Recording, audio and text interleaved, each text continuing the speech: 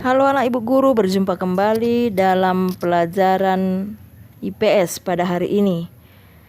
Pada hari ini kita belajar dengan tema peran Indonesia dalam kerjasama sosial budaya dan dalam bidang pendidikan di negara ASEAN. Tujuan pembelajaran kita hari ini adalah mengetahui peran Indonesia dalam kerjasama sosial budaya dan pendidikan ASEAN. Jadi termasuk hari ini kerjasama sosial budaya dan pendidikan. Selain kerjasama di bidang ekonomi dan politik, ASEAN juga menjalin kerjasama di bidang sosial budaya dan pendidikan. Indonesia berperan aktif dalam kerjasama sosial budaya dan juga termasuk pendidikan. Kerjasama di bidang sosial budaya dilakukan melalui masyarakat sosial budaya ASEAN, ASEAN Socio-Cultural Community, dengan tujuan meningkatkan kualitas sumber daya manusia dan kualitas lingkungan hidup demi meningkatkan kesejahteraan masyarakat ASEAN. Jadi yang termasuk anggota ASEAN adalah 10 negara sampai sekarang. Jadi kerjasama ASEAN itu dalam bidang sosial budaya dan pendidikan ada dilakukan dengan tujuan meningkatkan kualitas sumber daya manusia di negara-negara Asia Tenggara.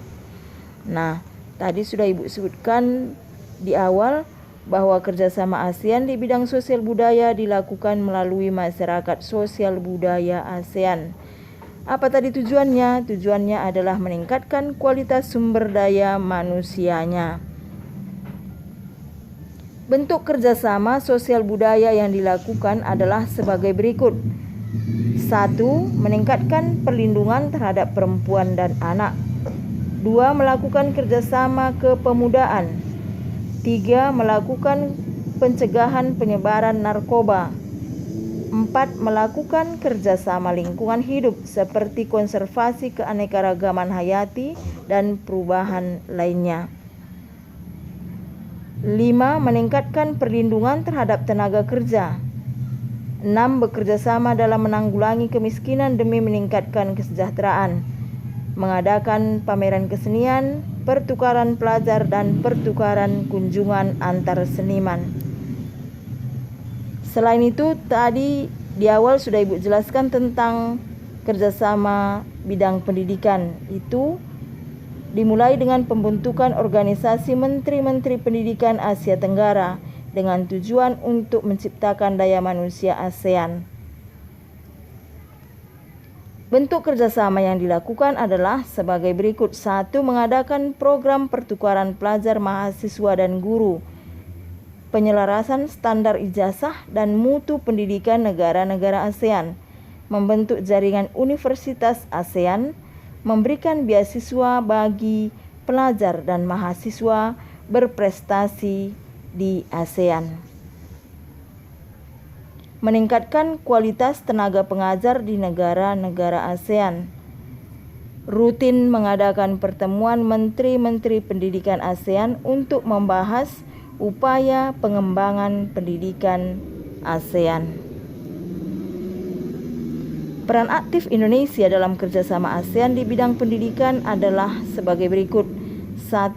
Terus mengirimkan para pelajarnya dalam pertukaran pelajar ASEAN. 2. Mengikut sertakan universitas di Indonesia dalam jaringan universitas ASEAN. Jadi ASEAN menaruh perhatian besar terhadap upaya pembangunan desa karena desa merupakan daerah yang identik dengan kemiskinan dan buta huruf. Jadi yang diperhatikan pertama sekali adalah pembangunan di desa. Jadi dengan membangun desa diharapkan masyarakat desa menjadi lebih sejahtera dan terhindar dari kemiskinan. Maka ASEAN mengadakan kerjasama tidak hanya dalam bidang sosial budaya tetapi juga dalam bidang pendidikan untuk meningkatkan sumber daya manusia. Nah, sampai sekian pembelajaran kita hari ini. Tetap semangat, Salam SFD.